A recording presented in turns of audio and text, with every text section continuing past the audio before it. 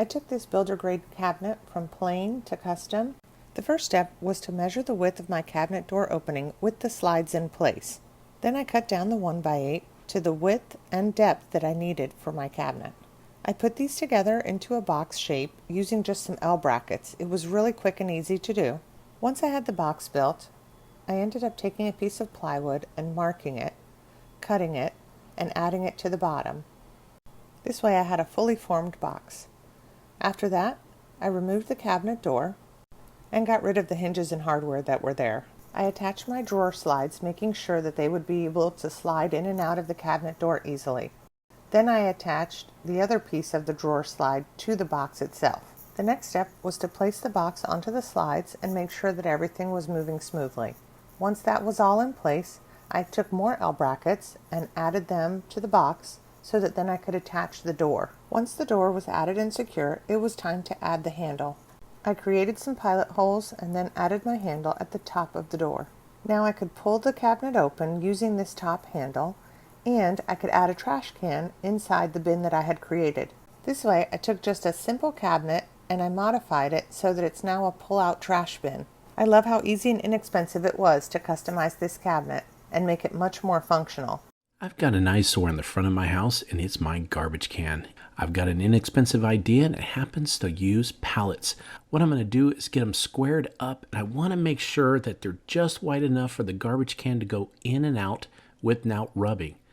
Once I get it squared up and the sides are holding up pretty good, the next step is I got to cut some railings actually. These can be made out of 2x3s or 2x4s. Once they get cut, I'm going to measure about 7.5 inches down from the top. This is going to give me some good markings that I need to put each one on each side of the pallets. It doesn't take a lot of screws because not a lot of weight's going to go on there. Then I'm going to grab my reciprocal saw and I'm going to cut the less desirable pallet that's going to go on top. So all it takes is 3 good cuts. Once I do got this cut, what I can do is I could sand it down a little bit to make it look nicer, but I think I'm just going to go ahead and just slide it right on top. Take some care with this because when I put it on top, then I'm going to secure it with some screws.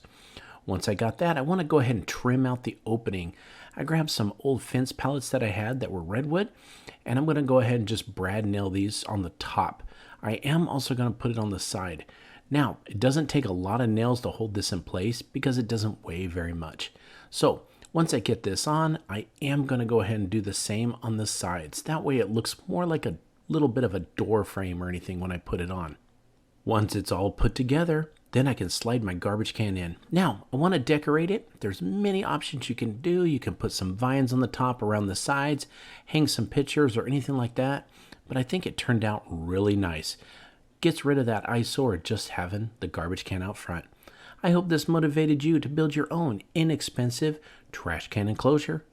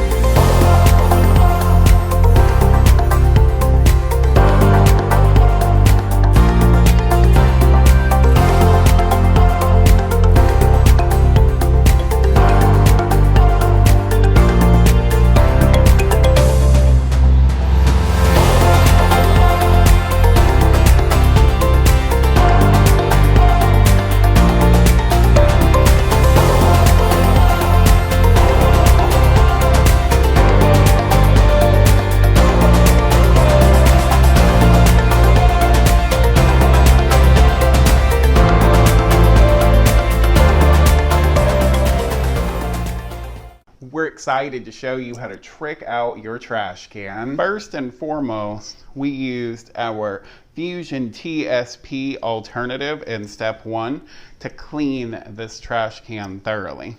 We're going to be using Fusion paint again in the color Casement. So we're going to take our Harlequin stencil. We're going to lightly pounce up and down, and we don't care if it comes out perfect, because that is not the whole point of the exercise, and it's not the look that I'm going for, perfection. Notice how we're not having to reload 1,000 times our brush. So one dab of paint did an entire stencil. So now we're gonna repeat the pattern. We're just holding the stencil with our hand. We don't have any kind of adhesive on the back of it. I don't use adhesives. I find them to be a little bit more tricky than helpful. I like to have control of my stencil. Okay, and I will show you guys how easy it is to have control, and we will wrap around the side. You get really lucky on these, because when you wrap around the side, all you gotta do is this one right here, and then it will be a flat straight away again. So we're just gonna do this one, because nobody's gonna see the back. And we just gotta wrap around this corner. Then we're gonna turn ambidextrous and use our other hand, and we've got our Harlequin done. And on the next step here, we're gonna take all the points of our Harlequin and add this hot pink connector polka dot. But a trash can is typically something I throw, like someplace that it's hidden. This one, we're gonna bling. Now that we've allowed our background Harlequin to dry and the hot pink polka dots that we put on, we are going to play with some redesign with Prima transfers.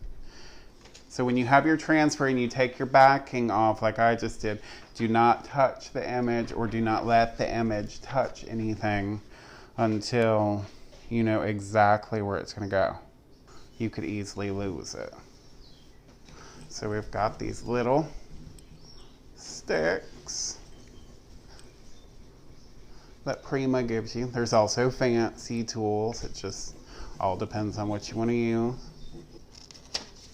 And we got it off. Okay, so now I'm just gonna fold this piece up. I just wanna go over it. Then we're gonna use this large flower here. Gonna be super cool. So we just have to see how we actually want it to go. So we're gonna wanna overlap a little bit. We'll rub this side down. We're not doing this fast or anything. We're gently going around the corner. Now, if you notice, I had made a little boo-boo over here.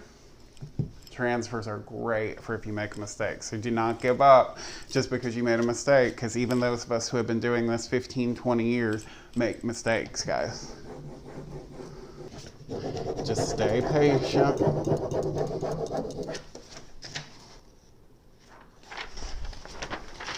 And you've got a perfect transfer. No crinkles, no bubble. Then we can take our piece that we used on the waxy, shiny side and do the same thing yet again. We're working on our finishing touches, so we want to get a little bit of redesign with Prima on the top as well.